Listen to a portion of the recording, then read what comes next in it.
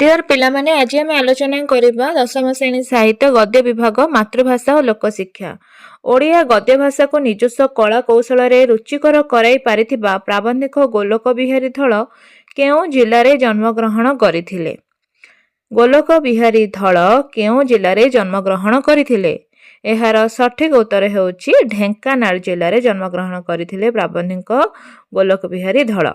परवर्ती प्रश्न, मातृभाषा और लोकशिक्षा प्रबंधरे प्राबंधिकଙ୍କ नाम कौन? मातृभाषा और लोकशिक्षा ये जो प्रबंधटी यार प्राबंधिकଙ୍କ नाम कौन?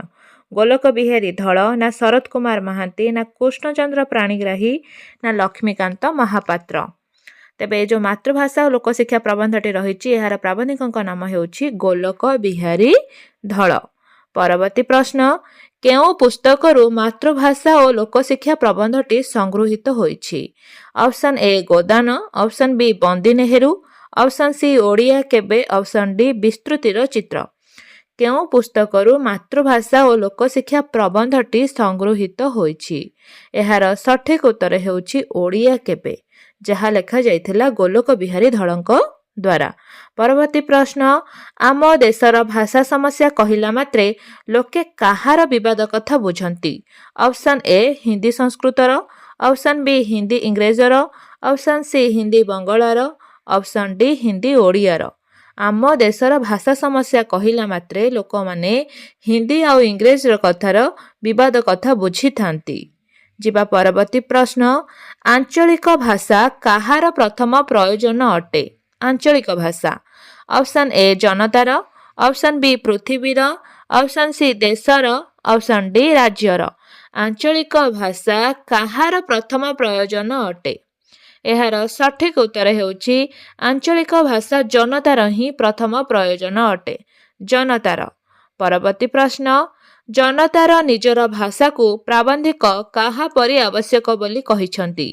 जनतार निजर भाषा को प्राबंधिक काहा परि आवश्यक बोली कहिछंती? ऑप्शन ए पानी, ऑप्शन बी पवन, ऑप्शन सी माटी, ऑप्शन डी अन्न वस्त्र। तेबे काहा सदृश अटे निजर मातृभाषा? अन्न वस्त्र परि। जेमिति बंचिया पाई हमको अन्न वस्त्र आवश्यक, तेणु भाषा बा मातृभाषाटा सेही परि आवश्यक। परवर्ती प्रश्न, भाषा क्षेत्र में इंग्रेज को छाड़ी मातृभाषा को समृद्ध करने पाई किए घोषणा कले? Option A Nehru, option B Gandhiji, option C Rabindranath, option D Fakir Mohan. तेणु निजर मातृभाषा को किए सब बेले आगरे रखिथिले? एहार सठिक उत्तर हेउछि गांधीजी घोषणा करिथिले। परवर्ती प्रश्न, गांधीजी काहाको मातृस्तन्य परि मूल्यवान मन करुथिले? गांधीजी काहाको मातृस्तन्य परि मूल्यवान मन करुथिले? ऑप्शन ए विदेशी भाषा, ऑप्शन बी मातृभाषा, option C Hebrew, option D इंग्रेज। तेबे गांधीजी निजर मातृभाषा को मातृस्तन्य परि मूल्यवान मन करुथिले। परवर्ती प्रश्न, गांधीजी मतरे जेउ लोकर मातृभाषा प्रति ममता नाही ताको कौन कुहा जाई पारेना? ऑप्शन ए ज्ञानी, ऑप्शन बी सुमनीष, ऑप्शन सी देशभक्त, ऑप्शन डी वीर। जेउ लोकर मातृभाषा प्रति ममता नाही ताको कौन देशभक्त कुहा जाई परिबो कि? कुहा जाई परिबो नाही।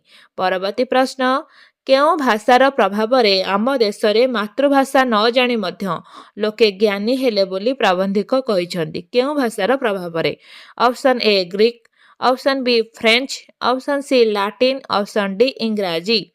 तेबे केउ भाषार प्रभाव रे आम देशर मातृभाषा को न जानी मध्य लोक ज्ञानी हबाको आरंभ करथिले? इंग्राजी भाषार प्रभाव रे। जिबा परवर्ती प्रश्न, तेबे कुहंतु इंग्राजी शिक्षा शासनर माध्यम होई रहिथिबा जाके केउ भाषा प्रति काहार दृष्टि फेरिबो नाही? इंग्राजी भाषाटा जेतोले शासन माध्यमर गोटे मुख्य अंग हेइथिबो सेतबेले केउ भाषा प्रति दृष्टि फेरिबो नाही? आंचलिक भाषा ना विदेशी भाषा ना हिब्रू भाषा ना फ्रेंच भाषा? तेबे एहार सठिक उत्तर हेउछि आंचलिक भाषा प्रति आ काहार दृष्टि फेरिबो नाही। परवर्ती प्रश्न, बिजुली बत्ती जळुथिबा जाके काहाकू केही चाहिबे नाही? ऑप्शन ए सूर्य, ऑप्शन बी छोट दीप, ऑप्शन सी चंद्र, ऑप्शन डी मोहमबती। यह एक तुलनात्मक वाक्य अटे। बिजुली बत्ती जळुथिबा जाके काहाकू केही चाहिबे नाही। जो पर्यंत बिजुली बत्ती जळुथिबो से पर्यंत छोट दीप को केही चाहिबे नाही। परवर्ती प्रश्न, ଦେଶର କ୍ଷୁଦ୍ର ଶିଳ୍ପମାନଙ୍କୁ ବଞ୍ଚାଇ ରଖିବାକୁ ହେଲେ କାହାର ଆମଦାନୀକୁ ବାରଣ କରିବାକୁ ହେବ? Option A Swadeshi, option B କୁଟୀର ଶିଳ୍ପ, ଅପସନ୍ ସି ବୃହତ ଶିଳ୍ପ, ଅପସନ୍ ଡି ବିଦେଶୀ। ଦେଶର କ୍ଷୁଦ୍ର ଶିଳ୍ପମାନଙ୍କୁ ବଞ୍ଚାଇ ରଖିବାକୁ ହେଲେ କାହାର ଆମଦାନୀକୁ ବାରଣ କରିବାକୁ ହେବ? ବିଦେଶୀମାନଙ୍କର ଆମଦାନୀକୁ ବାରଣ କରିବାକୁ ହେବ। ପରବର୍ତ୍ତୀ ପ୍ରଶ୍ନ, ମୃତପ୍ରାୟ ଅବସ୍ଥାରୁ ଉଠି ଏବେ ହିବ୍ରୁ ଭାଷା କାହାର ରାଜଭାଷାରେ ପରିଣତ ହୋଇଛି? ମୃତପ୍ରାୟ ଅବସ୍ଥାରୁ ଉଠି ଏବେ ହିବ୍ରୁ ଭାଷା। Option A France, option B Rome, option C Israel, option D Poland. ତେବେ ହିବ୍ରୁ ଭାଷାଟା ବର୍ତ୍ତମାନ କାହାର ରାଜଭାଷାରେ ପରିଣତ ହୋଇଛି? ତାହା ହେଉଛି ଇସ୍ରାଏଲ। ଇସ୍ରାଏଲ ମନେ ରଖନ୍ତୁ। ପରବର୍ତ୍ତୀ ପ୍ରଶ୍ନ, ଭାଷାକୁ ନିର୍ଦ୍ଦେଶ ଦେବା ପାଇଁ ପୃଥିବୀର ଖୁବ୍ ସଭ୍ୟ ଦେଶମାନଙ୍କରେ କ'ଣ ଅଛି? ଅପସନ୍ ଏ ସ୍ୱତନ୍ତ୍ର ବିଭାଗ, ଅପସନ୍ ବି ସ୍ୱତନ୍ତ୍ର ସଂଗଠନ, option C academy, option D ସ୍ୱତନ୍ତ୍ର ସମିତି। ଭାଷାକୁ ନିର୍ଦ୍ଦେଶ ଦେବା ପାଇଁ ପୃଥିବୀରେ ଖୁବ୍ ସଭ୍ୟ ଦେଶମାନଙ୍କରେ ଏକାଡେମୀମାନ ସବୁ ରହିଛି। ପରବର୍ତ୍ତୀ ପ୍ରଶ୍ନ, ଗଣତନ୍ତ୍ରର ମୂଳ ମନ୍ତ୍ର କ'ଣ? ଅପସନ୍ ଏ ଶିକ୍ଷା, ଅପସନ୍ ବି ସଚେତନତା, option C vote, option D ନିର୍ବାଚନ। ତେବେ ଗଣତନ୍ତ୍ରର ମୂଳ ମନ୍ତ୍ର କ'ଣ? ଏହାର ସଠିକ ଉତ୍ତର ହେଉଛି ଗଣତନ୍ତ୍ରର ମୂଳ ମନ୍ତ୍ର ହେଉଛି ଶିକ୍ଷା। ଗଣତନ୍ତ୍ରର ମୂଳ ମନ୍ତ୍ର ଶିକ୍ଷା। ପରବର୍ତ୍ତୀ ପ୍ରଶ୍ନ, ପ୍ରତ୍ୟେକ ଭୋଟର ଉପଯୁକ୍ତ ଶିକ୍ଷା ନ ପାଇବା ଯାଏ କ'ଣ ସଫଳ ହୋଇପାରିବ ନାହିଁ? ଅପସନ୍ ଏ ଶାସନ, ଅପସନ୍ ବି ଗଣତନ୍ତ୍ର, ଅପସନ୍ ସି ରାଜନୀତି, ଅପସନ୍ ଡି ସରକାର। ଉପଯୁକ୍ତ ଶିକ୍ଷା ନ ପାଇବା ଯାଏ କ'ଣ ସଫଳ ହୋଇପାରିବ ନାହିଁ? ଗଣତନ୍ତ୍ର ସଫଳ ହୋଇପାରିବ ନାହିଁ ଯଦି ଉପଯୁକ୍ତ ଶିକ୍ଷା ନ ପାଇବ। ପରବର୍ତ୍ତୀ ପ୍ରଶ୍ନ, କାହାକୁ ଅଳ୍ପ ସମୟ ଭିତରେ ଶିକ୍ଷିତ କରିବାକୁ ମାତୃଭାଷା ସର୍ବୋତ୍କୃଷ୍ଟ ମାଧ୍ୟମ ଅଟେ? ଅପସନ୍ ଏ ଛାତ୍ରକୁ, ଅପସନ୍ ବି ରାଜନେତାଙ୍କୁ, ଅପସନ୍ ସି ଶାସକକୁ, ଅପସନ୍ ଡି ସମୂହ ଜନତାକୁ। କାହାକୁ ଅଳ୍ପ ସମୟ ଭିତରେ ଶିକ୍ଷିତ କରିବାକୁ ମାତୃଭାଷା ସର୍ବୋତ୍କୃଷ୍ଟ ମାଧ୍ୟମ ଅଟେ? ଏହାର ଉତ୍ତର ସମୂହ ଜନତାକୁ ହେବ। ପରବର୍ତ୍ତୀ ପ୍ରଶ୍ନ, ଏ ଦେଶରେ 150 ବର୍ଷ ହେଲା ଇଂରାଜୀ ଶିକ୍ଷା ଚାଲିଥିଲେ ମଧ୍ୟ ଶତକଡ଼ା କେତେ ଜଣ ଭାରତୀୟ ବି ଇଂରେଜ ଶିଖି ନାହାନ୍ତି? Option A 2, option B 4, option C 1.5, option D 3। ଏ ଦେଶରେ 150 ବର୍ଷ ହେଲା ଇଂରାଜୀ ଶିକ୍ଷା ଚାଲିଥିଲେ ମଧ୍ୟ ଶତକଡ଼ା 1.5 ଜଣ ଭାରତୀୟ ବି ଇଂରେଜୀ ଶିଖି ନାହାନ୍ତି। ପରବର୍ତ୍ତୀ ପ୍ରଶ୍ନ, କେଉଁ ଭାଷାରେ ମନୁଷ୍ୟର ଯେଉଁ ସ୍ଫୂର୍ତ୍ତି ହୁଏ ତାହା ଅନ୍ୟ କୌଣସି ଦ୍ୱିତୀୟ ଭାଷାରେ ହୁଏ ନାହିଁ? ଅପସନ୍ ଏ ଇଂରେଜୀ, ଅପସନ୍ ବି ମାତୃଭାଷା, ଅପସନ୍ ସି ବିଦେଶୀ ଭାଷା, ଅପସନ୍ ଡି ଫ୍ରେଞ୍ଚ ଭାଷା। କେଉଁ ଭାଷାରେ ମନୁଷ୍ୟର ଯେଉଁ ସ୍ଫୂର୍ତ୍ତି ହୁଏ ତାହା ହେଉଛି ମାତୃଭାଷା। ମାତୃଭାଷା କହିବା ସମୟରେ ମଣିଷ କୌଣସି ଚିନ୍ତାରେ ପଡ଼ିନଥାଏ, ଆରାମସେ କହିପାରେ, ତେଣୁ ସ୍ଫୂର୍ତ୍ତିଟା ଆସିଥାଏ। ପରବର୍ତ୍ତୀ ପ୍ରଶ୍ନ, ଅନ୍ନଦା ଶଙ୍କର ରାୟ ଓଡ଼ିଆ ଭାଷା ଛାଡ଼ି କେଉଁ ଭାଷାରେ ଲେଖା ଲେଖିଲେ? Option A Bangla, option B Kannada, option C Sanskrit, option D Hindi. Annada Shankar Ray Odia ଭାଷା ଛାଡ଼ି କେଉଁ ଭାଷାରେ ଲେଖା ଲେଖିଥିଲେ? ଏହାର ସଠିକ ଉତ୍ତର ହେଉଛି ବଙ୍ଗଳା ଭାଷାରେ ଲେଖା ଲେଖିଲେ ଅନ୍ନଦା ଶଙ୍କର ରାୟ। ପରବର୍ତ୍ତୀ ପ୍ରଶ୍ନ, ନିଜକୁ ପ୍ରକାଶ କରିବା ପାଇଁ କିଏ ସବୁଠାରୁ ସହଜ ଓ ସ୍ୱାଭାବିକ ମାଧ୍ୟମ ଅଟେ? ଅପସନ୍ ଏ ହିନ୍ଦୀ, ଅପସନ୍ ବି ଇଂରେଜୀ, option C Sanskrit, option D ମାତୃଭାଷା।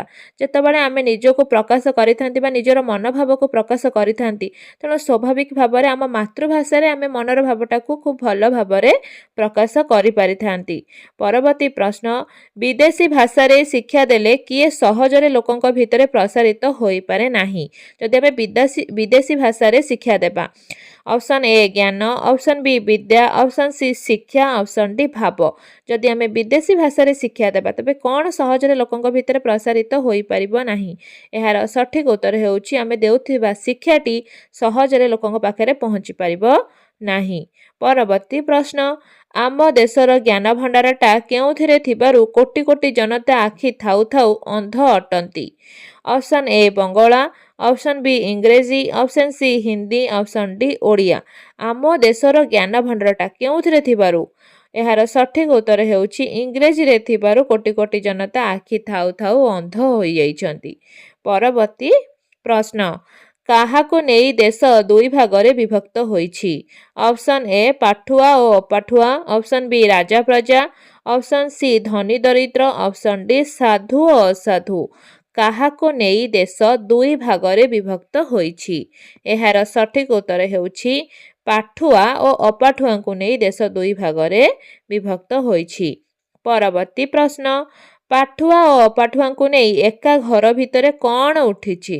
ଅପସନ୍ ଏ ମନାନ୍ତର, ଅପସନ୍ ବି ମତାନ୍ତର, ଅପସନ୍ ସି କଳିଗୋଳ, ଅପସନ୍ ଡି ଅଦୃଶ୍ୟ ପାଚେରୀ। ତେବେ ଏଇ ଯେଉଁ ପାଠୁଆ ଓ ଅପାଠୁଆ ରହିଲେ, ଯଦି ଆମ ଗୋଟେ ସ୍ଥାନକୁ ନେବା ବା ଗୋଟେ ରାଜ୍ୟ କିମ୍ବା ଦେଶକୁ ନେବା, ସେଥିରେ କ'ଣ ଝଡ଼ ସୃଷ୍ଟି ହେଇଛି? ଗୋଟେ ଅଦୃଶ୍ୟ ପାଚେରୀ ସୃଷ୍ଟି ହେଇଛି ପାଠୁଆ ଆଉ ଅପାଠୁଆଙ୍କୁ ନେଇ। ପରବର୍ତ୍ତୀ ପ୍ରଶ୍ନ, ପାଠୁଆ ଓ ଅପାଠୁଆଙ୍କୁ ନେଇ ସ୍ପଷ୍ଟ ଅଦୃଶ୍ୟ ପାଚେରୀକୁ ଭାଙ୍ଗିବା ପାଇଁ କିଏ ପ୍ରଥମେ ପ୍ରୟାସ କରିଥିଲେ? Option A Nehru, option B Madhusudan Das, option C Gandhiji, option D Gopabandhu Das. ତେବେ ଯେଉଁ ପାଠୁଆ ଓ ଅପାଠୁଆଙ୍କୁ ନେଇ ସୃଷ୍ଟି ହୋଇଥିବା ଅଦୃଶ୍ୟ ପାଚେରୀକୁ ଭାଙ୍ଗିବା ପାଇଁ ପ୍ରଥମେ ଗାନ୍ଧିଜୀ ହିଁ ପ୍ରୟାସ କରିଥିଲେ। ସେଥିପାଇଁ ତ ତାଙ୍କୁ ଜାତିର ପିତା ବୋଲି କୁହାଯାଏ। ପରବର୍ତ୍ତୀ ପ୍ରଶ୍ନ, ମାତୃଭାଷାରେ କାହା ବିଷୟରେ ଥିବା ଟେକ୍ନିକାଲ ଇଡିୟମକୁ ଇଂରେଜୀ ପଢ଼ୁଆ କୃଷକ କ୍ରମେ ଭୁଲି ଯାଉଛନ୍ତି? ଅପସନ୍ ଏ କୃଷି, ଅପସନ୍ ବି ବ୍ୟବସାୟ, ଅପସନ୍ ସି ଉନ୍ନତ ପ୍ରଣାଳୀ, ଅପସନ୍ ଡି ବିହନ ଓ ସାର। ମାତୃଭାଷାରେ କାହା ବିଷୟରେ ଥିବା କୃଷି ବିଷୟରେ ଥିବା ଟେକ୍ନିକାଲ ଇଡିୟମକୁ ଇଂରେଜୀ ପଢ଼ୁଆ କୃଷକମାନେ ଧୀରେ ଧୀରେ ଭୁଲିବାରେ ଲାଗିଛନ୍ତି। ପରବର୍ତ୍ତୀ ପ୍ରଶ୍ନ, ଓଡ଼ିଶାରେ ଯେତେବେଳେ କୃଷି କଲେଜ ସ୍ଥାପନ ହେଲା, ଶିକ୍ଷା ମାଧ୍ୟମକୁ କେଉଁଥିରେ ରଖିବା ପାଇଁ କେହି କେହି ଉପଦେଶ ଦେଇଥିଲେ? Option A Bangla, option B Odia, option C Hindi, option D ଇଂରାଜୀ। କେଉଁ ମାଧ୍ୟମରେ ରହିଲେ ଭଲ ହୋଇଥାନ୍ତା? ଓଡ଼ିଆ ବା ମାତୃଭାଷା ମାଧ୍ୟମରେ ରଖିଲେ ତାହା ଭଲ ହେବ ବୋଲି ମତବାଦ ଦେଇଥିଲେ। ପରବର୍ତ୍ତୀ ପ୍ରଶ୍ନ, କୃଷକଙ୍କ ଠାରୁ ଦୂରରେ ରହି ଯେଉଁ କୃଷି, ସେଥିରେ କାହାର ଶ୍ରାଦ୍ଧ ବି ହୋଇପାରିବ ନାହିଁ? ଅପସନ୍ ଏ ରାଜା, ଅପସନ୍ ବି ମହାପୁରୁଷ, ଅପସନ୍ ସି ପ୍ରଜା, ଅପସନ୍ ଡି ଋଷି। କୃଷକଙ୍କ ଠାରୁ ଦୂରରେ ରହି ଯେଉଁ କୃଷି, ସେଥିରେ କାହାର ଶ୍ରାଦ୍ଧ ବି ହୋଇପାରିବନି? ଋଷିମାନଙ୍କର ଶ୍ରାଦ୍ଧ ବି ହୋଇପାରିବ ନାହିଁ। ପରବର୍ତ୍ତୀ ପ୍ରଶ୍ନ, ଆଜିର ଯୋଜନାମୟ ଦେଶରେ ଚାରିଆଡ଼େ କେଉଁ କାର୍ଯ୍ୟ ଚାଲୁ ହୋଇଛି? ଅପସନ୍ ଏ ଗୃହ ନିର୍ମାଣ, ଅପସନ୍ ବି ରାସ୍ତାଘାଟ ମରାମତି, ଅପସନ୍ ସି ଜଙ୍ଗଲ ସୃଷ୍ଟି, ଅପସନ୍ ଡି ଉନ୍ନୟନ। ଆଜିର ଯୋଜନାମୟ ଦେଶରେ ଚାରିଆଡ଼େ କେଉଁ କାର୍ଯ୍ୟ ଚାଲୁ ରହିଛି? ଏହାର ସଠିକ ଉତ୍ତର ହେଉଛି ଉନ୍ନୟନ କାର୍ଯ୍ୟ ସବୁ ଚାଲୁ ହୋଇଛି। ଉନ୍ନୟନ, ଆଗକୁ ବଢ଼ିବା କାର୍ଯ୍ୟ ସବୁ। ପରବର୍ତ୍ତୀ ପ୍ରଶ୍ନ, କିଏ ପ୍ରତାପ ବଳରେ ଜନତାକୁ ଦୂରରେ ରଖିଥିଲେ? କିଏ ପ୍ରତାପ ବଳରେ ଜନତାକୁ ଦୂରରେ ରଖିଥିଲେ? ଅପସନ୍ ଏ ରାଜା, ଅପସନ୍ ବି ବାବୁଶ୍ରେଣୀ, ଅପସନ୍ ସି ଇଂରେଜ ଶାସକ, ଅପସନ୍ ଡି ରାଜନେତା। କିଏ ନିଜର ପ୍ରତାପ ବଳରେ ଜନତାମାନଙ୍କୁ ଦୂରରେ ରଖୁଥିଲେ? ଏହାର ସଠିକ ଉତ୍ତର ହେଉଛି ଇଂରେଜ ଶାସକମାନେ ନିଜର ପ୍ରତାପ ବଳରେ ଜନତାଙ୍କୁ ନିଜଠାରୁ ଦୂରରେ ରଖୁଥିଲେ। ପରବର୍ତ୍ତୀ ପ୍ରଶ୍ନ, ଦେଶୀ ସରକାର କାହା ବଳରେ ଲୋକଙ୍କୁ ଦୂରରେ ରଖିଛନ୍ତି? ଦେଶୀ ସରକାର। Option A Pratap, option B ଇଂରାଜୀ, ଅପସନ୍ ସି କ୍ଷମତା, ଅପସନ୍ ଡି ଶାସନ। ଦେଶୀ ସରକାର କାହା ବଳରେ ଲୋକଙ୍କୁ ଦୂରରେ ରଖିଛନ୍ତି? ଏହାର ସଠିକ ଉତ୍ତର ହେଉଛି କ୍ଷମତା ବଳରେ ହିଁ ସେମାନେ ଲୋକମାନଙ୍କୁ ଦୂରରେ ରଖିଛନ୍ତି। ପରବର୍ତ୍ତୀ ପ୍ରଶ୍ନ, ମୂକ ଜନତାକୁ ତାର ମାତୃଭାଷାର ଅଧିକାର ଦେବାକୁ କିଏ ବ୍ୟାକୁଳ ହେଉଥିଲେ? Option A Gandhiji, option B Rabindranath, option C ଇଂରେଜ, ଅପସନ୍ ଡି ଫକୀର ମୋହନ। ମୂକ ଜନତାକୁ ତାର ମାତୃଭାଷାର ଅଧିକାର ଦେବାକୁ କିଏ ବ୍ୟାକୁଳ ହେଉଥିଲେ? ଗାନ୍ଧିଜୀ, ଜାତିର ପିତା, ବ୍ୟାକୁଳ ହୋଇ ଉଠିଥିଲେ। ପରବର୍ତ୍ତୀ ପ୍ରଶ୍ନ, କେଉଁ ସରକାର ପ୍ରତ୍ୟେକ ସୋଭିଏତରେ ଲୋକମାନଙ୍କୁ ସେମାନଙ୍କର ମାତୃଭାଷାରେ ଶିକ୍ଷା ଓ ଶାସନ ଚଳାଇବାର ଅଧିକାର ଦେଇଛନ୍ତି? କେଉଁ ସରକାର? ଅପସନ୍ ଏ ଭାରତ ସରକାର, ଅପସନ୍ ବି ଜର୍ମାନ ସରକାର, ଅପସନ୍ ସି ରୁଷ ସରକାର, ଅପସନ୍ ଡି ଇଂରେଜ ସରକାର। ତେବେ ଏହାର ସଠିକ ଉତ୍ତର ହେଉଛି ରୁଷ ସରକାର। ପରବର୍ତ୍ତୀ ପ୍ରଶ୍ନ, ଇଂରେଜୀ ଉଠିଯାଇ କାଗଜପତ୍ର କେଉଁ ଭାଷାରେ ହୋଇଗଲେ ସାଧାରଣ ଲୋକଙ୍କ ଅନେକ ଅସୁବିଧା ଉଠିଯିବ? ଇଂରେଜୀ ଯେତେବେଳେ ଉଠିଯିବ। Option A Bangla, option B Hindi, option C Tamil, option D Odia. ଇଂରେଜୀ ଉଠିଯାଏ କାଗଜପତ୍ର କେଉଁ ଭାଷାରେ ହୋଇଗଲେ ଲୋକଙ୍କର ଅନେକ ଅସୁବିଧା ଉଠିଯିବ? ଯଦି ଓଡ଼ିଆ ଭାଷାରେ ହୋଇଯିବ। କାହିଁକି ନା ଓଡ଼ିଆଟା ହେଉଛି ମାତୃଭାଷା, ତେଣୁ ମାତୃଭାଷାରେ ହେଲେ କୌଣସି ଅସୁବିଧା ଆଉ ରହିବ ନାହିଁ। ପରବର୍ତ୍ତୀ ପ୍ରଶ୍ନ, ମାତୃଭାଷା ସମ୍ପର୍କରେ ଗାନ୍ଧିଜୀ ଓ ରବୀନ୍ଦ୍ରନାଥଙ୍କ ଦୃଷ୍ଟିକୋଣ କ'ଣ ଥିଲା? ऑप्शन ए यथार्थ थिला, ऑप्शन बी ना प्रैक्टिकल थिला, ऑप्शन सी ना स्वाभाविक थिला ना काल्पनिक थिला। जदि मातृभाषा को आम प्राधान्य देबा तेबे गांधीजी और रवींद्रनाथ दृष्टिकोण प्रैक्टिकल थिला, जहाँ लोक मानक पई सुविधाजनक हेबो, तेणु ताहा प्रैक्टिकल थिला। परवर्ती प्रश्न, शिक्षा विषय को नहीं बसिथिबा विभिन्न कमिटी समस्वर रे केउ शिक्षा को सबु शिक्षार मूल मंत्र कहिथिले? ऑप्शन ए मातृभाषा, ऑप्शन बी इंग्रेजी भाषा, ऑप्शन सी विदेशी भाषा, ऑप्शन डी संस्कृत भाषा। समय क्रमे जेते प्रकार भाषा आमर भारत को प्रवेश करिथाउ, किंतु प्रकृत में मातृभाषा ही मूल मंत्र हेबा आवश्यक, कहीं मातृभाषा रे आमे मनर भावटा खूब सहजरे प्रकाश करि परिबा। परवर्ती प्रश्न, काहाको ओडिशार संस्कृति केंद्र कुहा जाए? Option A Cuttack, option B Rourkela, option C Puri, option D Keonjhar. काहाकू ओडिशार संस्कृति केंद्र बोली कुहा जाइथाए? एहार सठिक उत्तर हेउछि पुरी, जेहेतु हमर जगन्नाथ संस्कृति तेणु ओडिशार संस्कृति केंद्र हैला पुरी। परवर्ती प्रश्न, 1963 मसीहारे ओडिशार केउठारे गोटे नुआ रेल स्टेशन तैयारी होइथिला? 1963 मसीहारे option A Cuttack, option B Rourkela, option C Puri, option D Keonjhar. तेबे 1963 मसीहारे ओडिशार पुरी ठारे गोटे नुआ रेल स्टेशन तैयारी होइथिला। नुआ रेल स्टेशन 1963 मसीहारे पुरी ठारे। परवर्ती प्रश्न, 1963 मसीहारे निर्मित पुरी रेल स्टेशन नाम ओडिया भाषा रे किपरि लेखा जाउथिला? वर्तमान पुरीर सबु मात्रा गुडी को लक्ष्य कर, केउ अक्षर माने केउ मात्राटी सठिक भाव में लेखा जाइथिला? जदि 1963 मसीहा जेतले पुरी रेल स्टेशन होइथिला, परे दीर्घ रे दीर्घ एहीपरि भाव में पुरी शब्दटी को लेखा जाउथिला। परवर्ती प्रश्न, बीबीसी संवाद प्रचार बेले लंडन कंडुइट स्ट्रीट नाम उच्चारण रे करा जाउथिबा त्रुटि को पसंद न करी काहार लोक माने मे मास धरी आंदोलन करथिले? Option A Finland, option B Greenland, option C Auckland, option D Scotland. तेबे एहार सठिक उत्तर हेउछि स्कॉटलैंड रो लोक माने मास मास धरी आंदोलन करथिले। परवर्ती प्रश्न, ओडिशा बाहरे दिने ओडिशार परिचय कौन थिला? ओडिशा बाहरे option A Bihar Odisha, option B Banga Odisha, option C Banga Bihar, option D Andhra Odisha. तेबे ओडिशार बाहरे दिने ओडिशार परिचय कौन थिला? एहार सठिक उत्तर हेउछि ओडिशा बाहरे दिने ओडिशार परिचय बिहार ओडिशा बोली थिला। बिहार ओडिशा। परवर्ती प्रश्न, भारतीय भाषार उदाहरण देबा बेले लोके हिंदी, बंगला, गुजराती, मराठी आदि ना कहूथिबा बेले केउ भाषार नाम धरू नाहांती? भारतीय भाषार उदाहरण देबा बेले सेतबेला समय कथा कुहा जाइछि, केउ भाषार नाम धरू नथिले? Option A Asamiya, option B Odia, option C इंग्रेजी, ऑप्शन डी मलयालम। तेबे एहार सठिक उत्तर हेउछि ओडिया भाषार ना तो आदौ धरू नथिले, काहे सेतबेला ओडिया भाषा को भाषार मान्यता मिली नथिला। विदेशी शासन तले भारतीय भाषा मानकर जेतिकी गतिरोध हेउछि ताठु बेसी केउ भाषार होइछि? Option A Hindi, option B Bangla, option C Odia, option D Gujarati. तेबे जेते प्रकार विदेशी माने आम देश को शासन करने पई आसीथिले सेमानकर भाषा द्वारा ओडिया भाषार सेतिकी माने रोधटा अधिक हेइछि, सेति गति करि पारि नाही ओडिया भाषाटा। ओडिशार केउ श्रेणी एबे भी पूरा ओडिया होई नाहंती? ओडिशार केउ श्रेणी? ऑप्शन ए बाबू श्रेणी, ऑप्शन बी श्रमिक श्रेणी, ऑप्शन सी कृषक श्रेणी, ऑप्शन डी अशिक्षित श्रेणी। यार कहबार यथार्थता होउछि जे वर्तमान मध्य ओडिशारे एहीपरि एक वर्ग रहिछन्ति जो माने इंग्रजी भाषा बा विदेशी भाषा को प्राधान्य देउछन्ति, किंतु ओडिया भाषा एबे भी से माने कहि पारु नाहंती। यार सठिक उत्तर हेउछि बाबू श्रेणी बा जो माने साधारणतः प्रभावशाली बा आमे कहि परिबा धनी लोक माने। परवर्ती प्रश्न, से काल रे ओडिशा रे केतोटी गड़जात थिला? से काल रे ओडिशा रे केतोटी गड़जात थिला? 24टी ना 26टी ना 30टी ना 20टी? तेबे से काल रे ओडिशा रे केतोटी गड़जात थिला? एहार सठिक उत्तर हेउछि 26टी। से काल रे ओडिशा रे गड़जात थिला 26टी। जेबा परवर्ती प्रश्न, काहा परी जो माने ओडिया भाषा पई चिंता करुथिले सेमानकु रिंग लीडर कुहा जाउथिला? Option A Rabindranath, option B Raman Ray, option C Gandhiji, option D Fakir Mohan. काहा परी जो माने ओडिया भाषा पई चिंता करुथिले सेमानकु रिंग लीडर कुहा जाउथिला?